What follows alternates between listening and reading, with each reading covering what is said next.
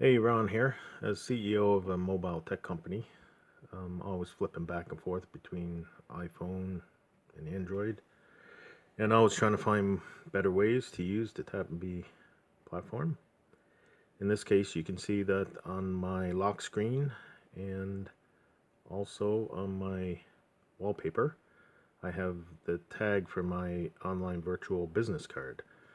So whenever I'm out, um, I can pull out my phone.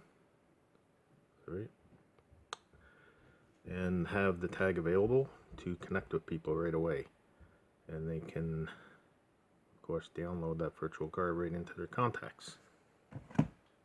Tap your Tap and Be Smart Card or scan the QR code. Click the virtual card icon. Click on Create New Contact. Do not click Done yet.